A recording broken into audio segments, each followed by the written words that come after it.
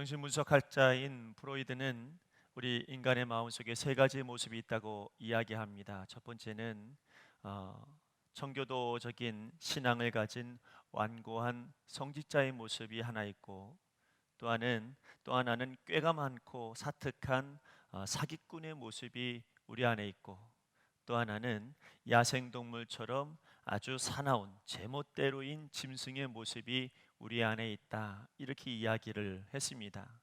그래서 그 세 가지의 모습이 우리 안에서 자꾸만 주도권을 잡기 위해서 싸우기 때문에, 그래서 우리 마음은 항상 전쟁과 같고, 그리고 마음이 괴롭다는 것입니다.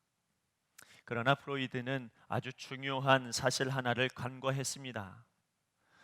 사람의 마음에 예수 그리스도가 들어오시는 그런 상황을 전혀 몰랐던 거죠.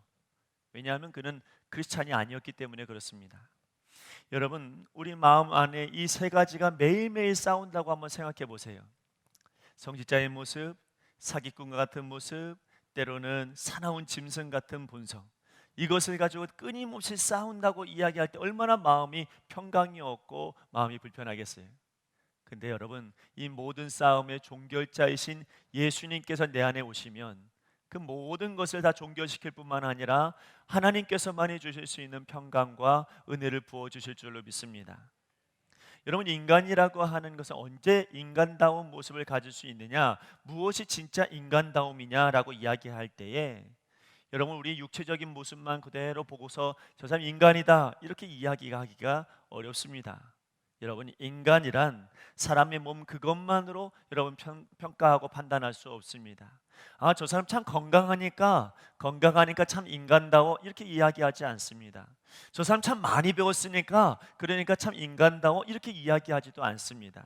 어떤 사람이 진짜 인간다움냐면, 여러분이 우리의 생각하고 판단하는 이 이성이 건강할 때 참 저 사람 인간이다 이렇게 이야기하는 겁니다. 왜냐하면 우리의 판단력과 우리의 생각과 우리의 이성이 여러분 우리의 모든 것을 바르게 세워나가고 도덕성을 갖게 하고, 그리고 아주 최소한 일말의 양심을 갖게 하기 때문에 그렇습니다. 여러분, 그리고 그 이성과 감성을 주도하는 영이라고 하는 것이 있습니다. 다시 말하면 영혼이 있습니다. 이 영혼이 건강해야 여러분 우리 인간다운 건강함이 있는 겁니다. 영혼이 건강해야 바른 이성 판단을 할 수 있고, 그 바른 이성 판단이 되어야 여러분 우리의 본능적인 이 감정을 잘 절제할 수 있는 그런 마음을 갖게 되는 것이죠. 그래서 여러분, 영이 건강해야 여러분 참 인간다운 모습이요 건강한 인간이 되는 것입니다. 그 영이 건강하게 하는 것은 누구냐면 바로 예수님이십니다. 예수 그리스도의 그 은혜가 우리 가운데 있을 때, 주님의 말씀이 나를 사로잡을 때에 여러분 비로소 내 이성이 여러분 건강한 이성이 되고 내 삶이 건강한 삶이 되어지는 것입니다. 합리주의자 철학자인 데카르트라고 하는 사람이 아주 유명한 말을 하나 있는데, 그게 뭐냐면 나는 생각한다 고로 나는 존재한다 이렇게 말을 했습니다. 그는 무엇 때문에 자기의 존재감을 판단할 수 있었냐면, 이 사람이 합리주의거든요. 그러니까 무슨 일을 해도 이게 자기가 이게 이해가 돼야지, 그래야 그것이 이해가 된다는 겁니다. 자기 머릿속으로, 자기 생각 속으로 의심을 수없이 했을 때 더 이상 의심할 여지가 없어라고 하는 것까지 가야 자기가 이해가 된다는 것이죠. 근데 자기라고 하는 나라고 하는 이 존재감을 어떻게 할 수 있느냐, 곰곰이 생각해 보니까 자기가 수없이 의심하고 있는 이 생각을 내가 하고 있다, 이건 누가 뭐라고 해도 의심할 게 없다 라고 생각해서 자기가 지금 생각하고 있는 것으로 말미암아 내가 존재감이 있다라고 하는 것을 깨달은 겁니다. 자, 여러분, 내가 지금 생각한다, 내가 지금 깨달았다, 이게 여러분 나의 정체성이요 나의 존재감을 그는 알았다라고 하는 겁니다. 여러분, 시편 말씀의 49편 20절 말씀에 보면 존귀에 처하나 깨닫지 못하는 사람은 멸망하는 짐승 같도다 이렇게 말했습니다. 우리는 다 똑같이 인간이나, 그러나 성경에 뭐라고 말씀하시냐면 깨닫느냐 깨닫지 못하느냐에 따라서 짐승이냐 인간이냐 이렇게 판단하더란 말이죠. 여러분, 오늘 우리 안에 깨달음이 있기를 원합니다. 오늘 우리 안에 영적으로 깨닫는 역사가 있어서 하나님 앞에 건강한 믿음의 사람이 되시기를 간절히 바랍니다. 창세기 6장 말씀에 보면 홍수 이전에 그 많은 사람들이 죄를 범하였죠. 그 죄를 범한 사람들을 하나님께서 홍수로 쓸어버리는데 거기 이런 말씀이 있습니다. 뭐라고 말씀하시냐면 사람이 육체가 되니라 라고 이렇게 표현해요. 그러니까 죄를 많이 지은 사람들, 그 죄 가운데 있는 사람들, 육체의 정욕 가운데 있는 사람들한테 하나님 평가하고 판단하기를 뭐냐면 이 사람이 육체가 되어버렸다는 거예요. 그 안에 하나님의 형상 다 잊어버리고 영적인 은혜를 다 잃어버리고 건강한 영은 다 잃어버리고 그대로 육체만 남아버렸다, 이렇게 설명하고 있는 것이 여러분 죄인된 인간을 하나님 평가하신 겁니다. 그럼 뭐만 남았습니까? 육체만, 육체의 욕심만, 자기 정욕만 남아버렸다는 것이죠. 하나님께서 창세기 6장에 그 많은 사람들을 홍수로 쓸어버릴 때에 하나님의 입장에서 보면 그러면 그 사람들은 죽은 사람들이었습니다. 이미 홍수로 죽기 이전에 이미 영이 죽어버린 사람이었습니다. 그런 사람들을 하나님께서 쓸어버렸다라고 하는 것입니다. 중요한 건 우리 안에 하나님의 형상을 회복해야 합니다. 우리 안에 속사람을 회복해야 됩니다. 좀 더 다른 말로 이야기하면 우리 안에 있는 우리 이성을 쥐고 있고 우리의 삶을 쥐고 있는 우리의 영혼이 깨끗하고 정결하고 그리고 아주 건강해야, 그래야 우리가 이 땅 위에서 아름다운 하나님의 사람이 되는 것입니다. 오늘 여러분의 삶 가운데 아주 건강한 영혼이 회복되어지기를 간절히 바랍니다. 이 건강한 영이 회복되어야 이성을 주도하고 이성이 인간의 본능을 지배해야 건강하고 아름다운 하나님과의 관계를 유지해 나갈 수가 있는 것이죠. 세상이 왜 어지럽습니까? 이성이 무너졌고. 여러분, 세상이 왜 이렇게 힘든 것입니까? 도덕이 무너졌지요. 여러분, 또 진실이 없습니다. 올바른 인간이 여러분 되지 못했습니다. 여러분, 영이 건강해져야 합니다. 오늘 여러분 이 말씀을 들으면서 여러분의 마음에 영이 회복되어지는 은혜가 있기를 간절히 바랍니다. 자, 오늘 본문의 말씀에 보면 아주 이 영이 건강한 사람이다라고 하는 대표적인 인물이 한 명 나옵니다. 누구냐면 바로 고넬료입니다. 자, 이 고넬료의 가정을 보니까 이 고넬료라고 하는 사람은 경건한 사람이라고 성경에 기록되어져 있어요. 그리고 여러분, 하나님을 경외하고 백성을 많이 구제하며 항상 기도하는 사람이라고 고넬료를 소개합니다. 다른 말로 이야기하면 이 사람 영적으로 건강한 사람이다, 성경은 그렇게 이야기하고 있습니다. 그러나 사실 이 사람이 정말 영이 건강한 이유는 다른 데 있었습니다. 이 사람이 기도 많이 해서 여러분 이 사람이 무엇을 해서가 아니라 여러분 이 사람이 영이 건강한 결정적인 이유는 뭐냐면 이 사람이 말씀에 그 영이 사로잡혀 있었기 때문이죠. 하나님의 말씀에 붙들린 바 되어져 있으니 여러분 이 사람의 영이 건강한 사람이 되었다는 것입니다. 하나님 말씀이 내 안에 진정한 말씀이 되는 그 순간에 우리 영이 건강해지고 우리의 영은 또 건강한 이성을 지배하게 되고 이 건강한 이성은 내 이 본능을 잠재우고 절제시켜서 그래서 참으로 아름답고 귀한 삶을 살아갈 수 있도록 해준다는 겁니다. 영이 건강해야 되는데 오늘 이 고넬료가 그 영이 건강한 결정적인 이유는 뭐냐면 하나님 말씀에 그가 붙들린 바 되었다라고 하는 것이죠. 그래서 하나님은 우리에게 말씀하십니다. 여호수아에게도 하나님 말씀하십니다.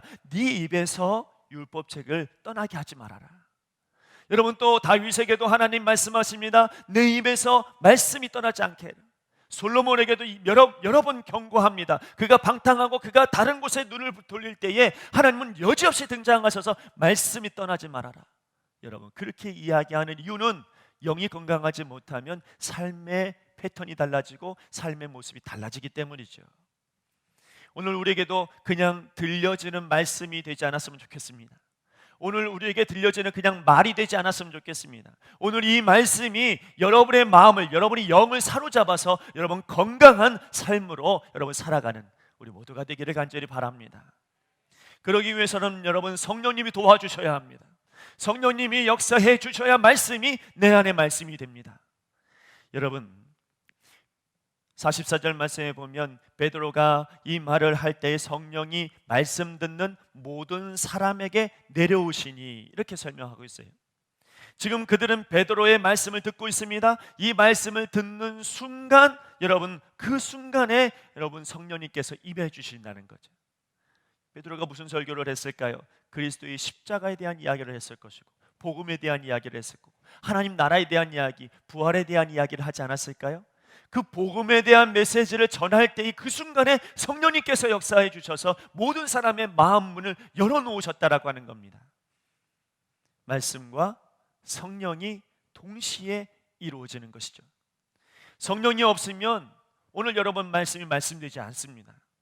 하나님의 말씀이 아무리 좋아도 여러분 성령이 내 안에 역사하지 아니하시면 그냥 말뿐이죠.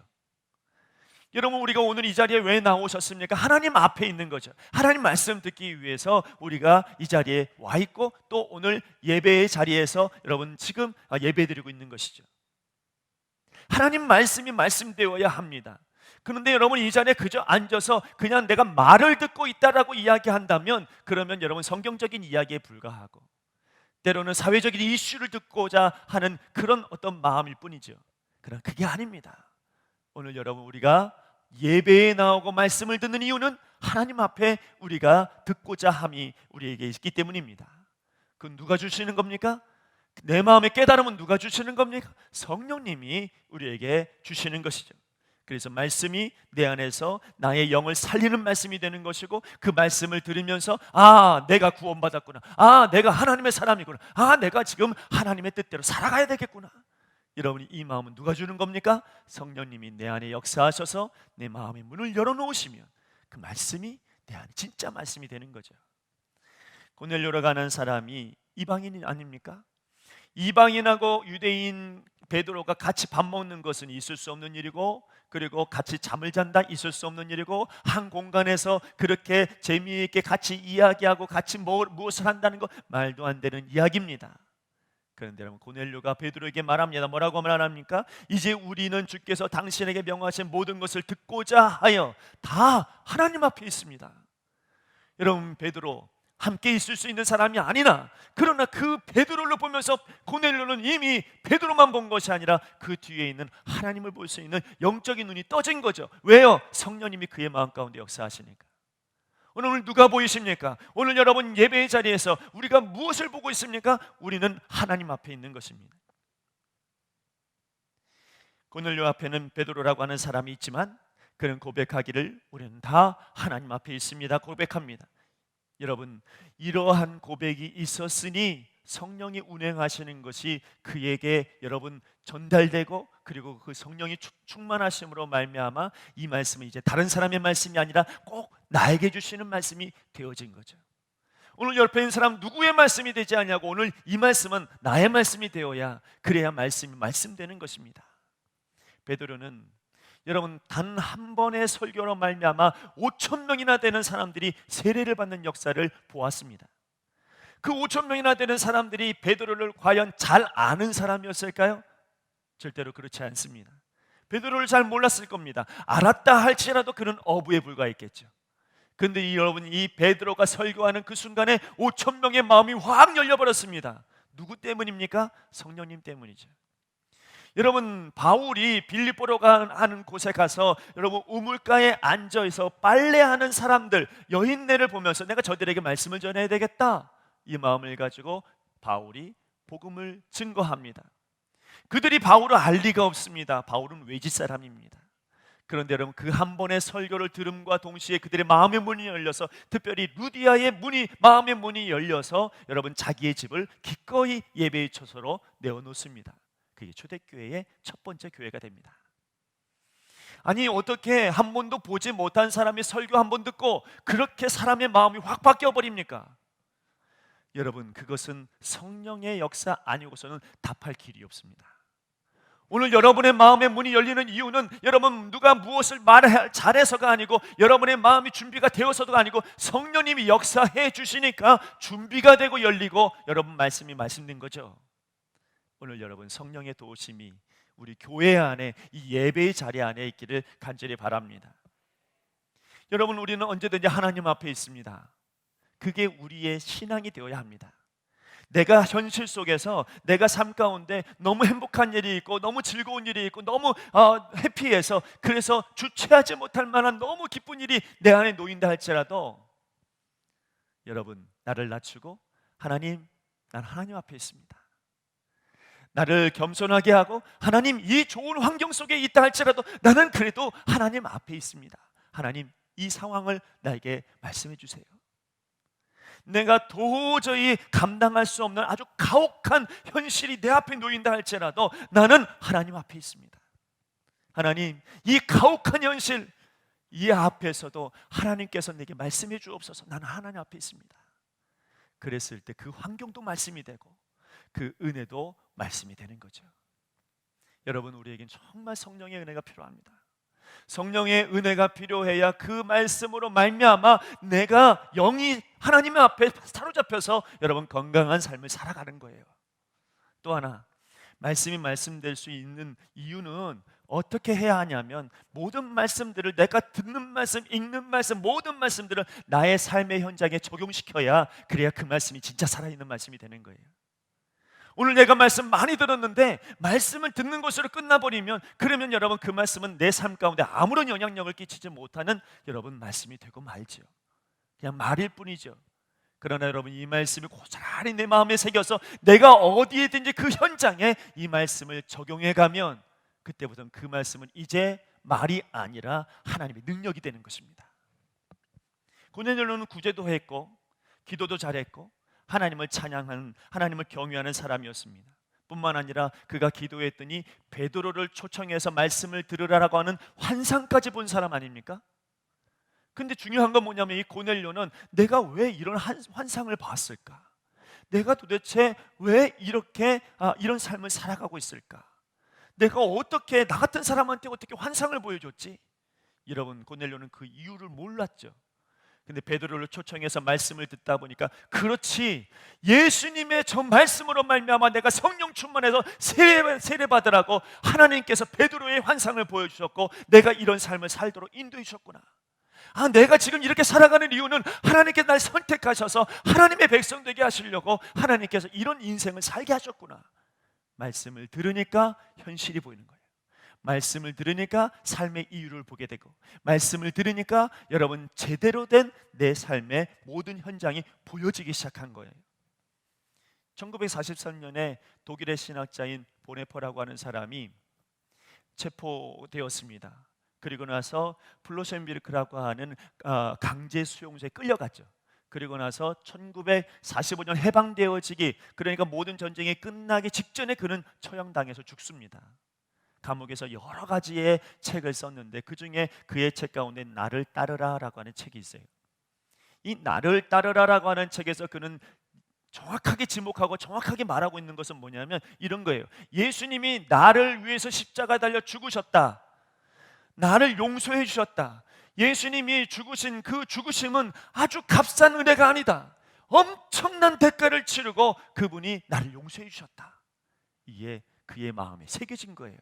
그냥 들려지는 말이 아니에요. 이건 성경에 있는 이야기로 끝난 게 아니에요. 이 말씀이 자기 마음에 새겨지니까 이 보네퍼는 내가 내 인생에 그렇게 살아야 되겠다. 내가 용서하며 살아야 되겠다. 주님의 용서를 받았으니 나도 주님의 용서를 가지고 내 현장 가운데서 용서를 베풀어야 되겠다. 그래서 그는요, 아돌프 히틀러가 그렇게 범죄를 저지르고 그렇게 악행을 저지르고 있을 때에 그것을 저항하면서 말했으나 그의 마음 가운데 원망하는 마음으로 이야기하지 않아요. 그의 마음 가운데 조금도 비난하는 마음을 가지고 있지 않아요. 잔인한 복수를 생각하지 않아요. 그는 여러분 마음 가운데 강건한 마음을 가지고 계속해서 진지하게 신중하게 그 저항을 해나갑니다. 무슨 이야기냐면 예수님께서 인간을 용서하신 그 용서를 고스란히 그의 현실에 그는 적용시켜 나갔다는 겁니다. 하나님께서는 다양한 방법으로 우리에게 말씀하십니다. 오늘 우리에게 이 강대상을 통하여서 주시는 하나님의 말씀이 있고 때론 여러분들이 말씀을 읽으면서 묵상하면서 듣게 되어지는 하나님의 말씀이 있습니다.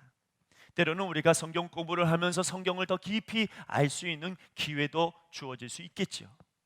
근데 그 말씀을 대할 때에 우리는 우리의 현재에 적용시켜 나가야 됩니다. 그래야 말씀이 살아있습니다. 그래야 그 말씀이 내 말씀이 되고 내 인생에 그 말씀이 주관자가 되시고 능력자가 되시는 것입니다.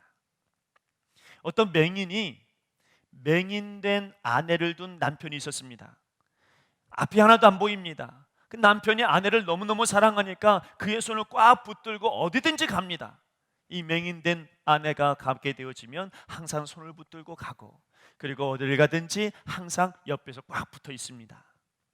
문제는 여러분, 어느 순간에 이 남편이 이 아내에게 말합니다. 내가 당신하고 항상 붙어 있으면 당신 안 될 것 같아. 당신 스스로 한번 해봐. 당신이 한번 지팡이 들고 한번 나가보고 횡단보도도 건너보고 그리고 한번 걸어봐.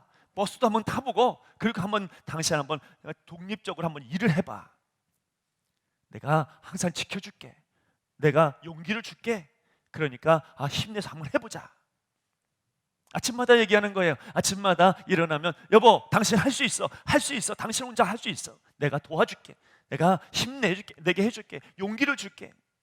아내는 그 말이 전혀 자기 귀에 안 들어옵니다. 왜냐하면 나 혼자 어떻게 해? 나 혼자 어떻게 살라고? 나 혼자 어떻게 걸어가? 항상 내 옆에 있었는데, 항상 내 손 잡아줬는데 투덜거리고 마음이 좋지 않았어요. 그럼에도 불구하고 혼자서 한번 해보겠다고 지팡이 들고 나갑니다. 넘어집니다. 또 넘어집니다. 또 넘어집니다. 수차례 반복되어지는 시행착오 끝에 그는 버스를 타기 시작했고, 그것이 이제 자유로운 그런 지경까지 오게 됩니다. 어느 날 버스를 타고 이제 요금을 내려고 딱 하는데 버스 운전기사가 이 여인에게 이렇게 이야기합니다. 말을 걸어오는 거예요. 아주머니, 아주머니 참 좋겠어요. 얼마나 아주머니를 사랑하면 남편이 맨날 뒤에서 그렇게 졸졸 쫓아다닙니까?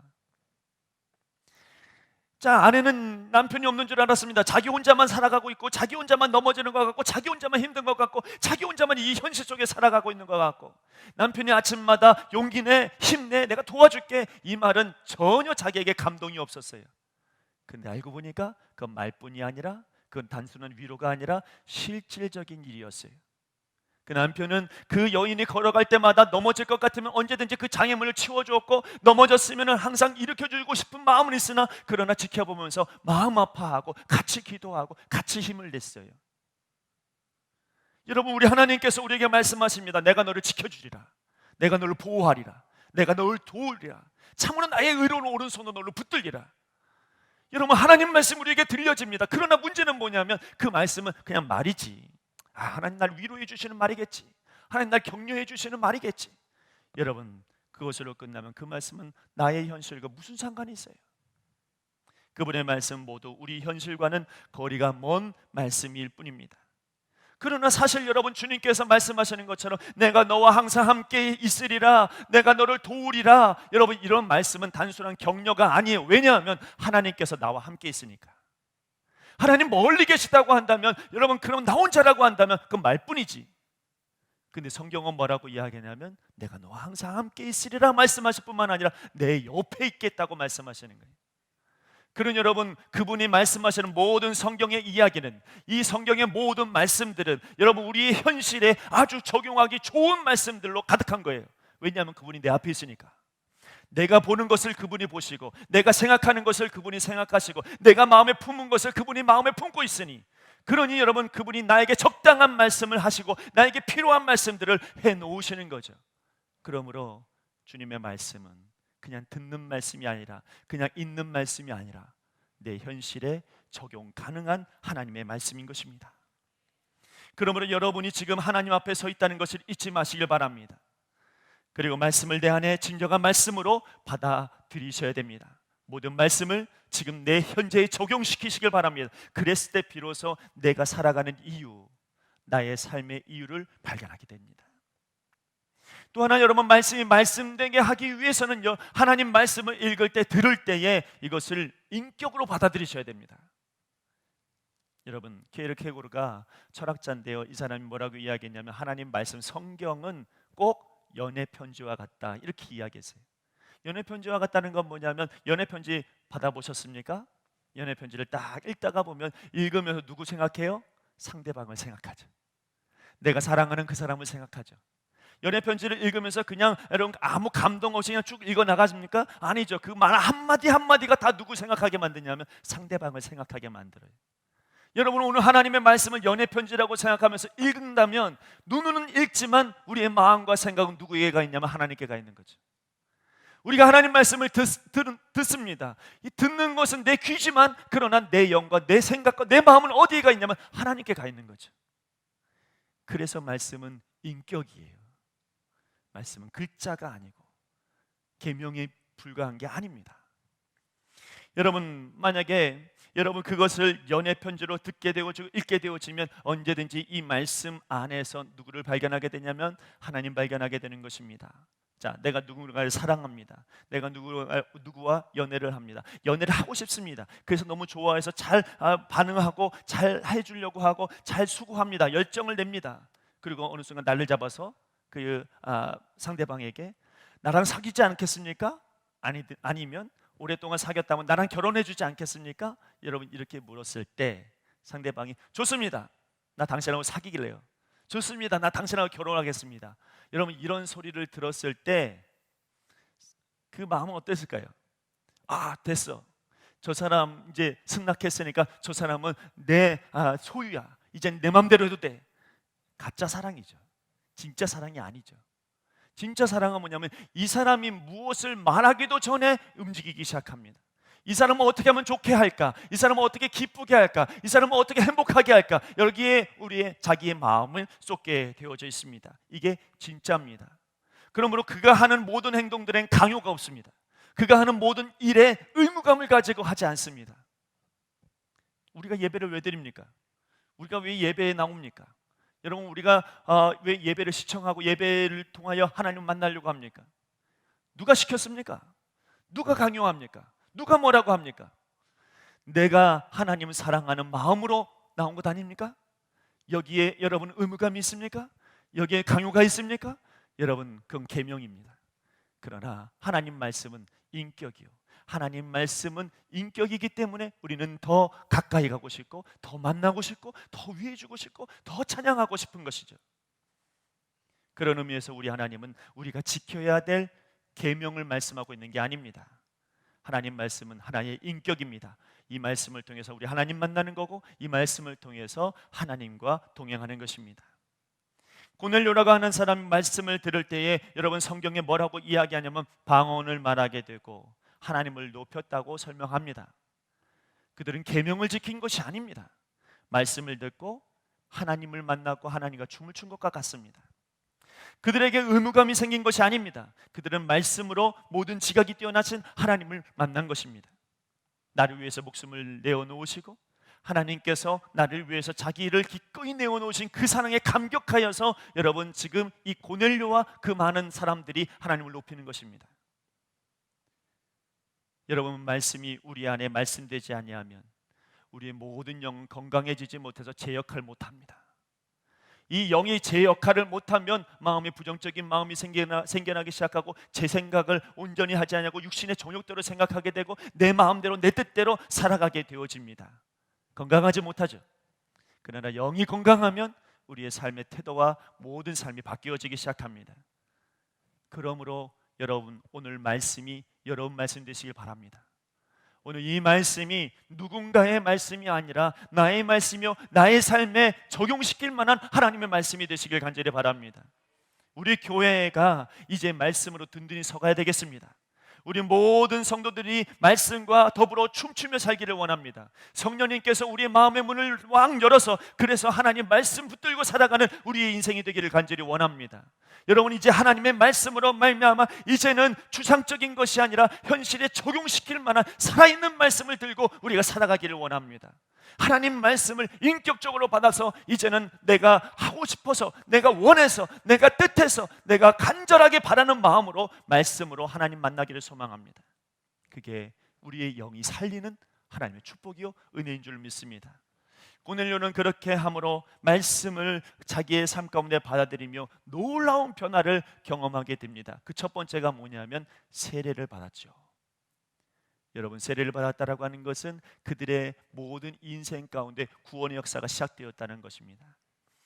일주일 동안 우리는 또 살아갈 텐데 이 일주일 동안 삶 가운데 여러분 마치 우리가 세례받아 하나님 앞에 구원의 역사를 이루며 살아가는 것처럼 오늘 말씀이 저와 여러분의 말씀이 되기를 바랍니다. 우리 인생을 변화시키는 살아있는 말씀이 되기를 바랍니다. 내가 있는 그 자리에 나만 있는 것이 아니라 말씀으로 말미암아 역사하시는 하나님과 함께 있는 은혜가 있기를 간절히 바랍니다. 같이 기도합시다. 하나님 말씀이 우리 신기촌교회 모든 성도들 위에 임하여 주셔서 그래서 주님과 동행하는 삶으로 영이 건강한 삶으로 하나님 살기를 소망합니다. 하나님 말씀이 이제 들려지는 것으로 그치지 아니하고 삶의 살아 역사 움직이는 하나님 말씀이 될 수 있도록 인도하여 주시옵소서. 감사하며 예수님의 이름으로 기도하옵나이다. 아멘.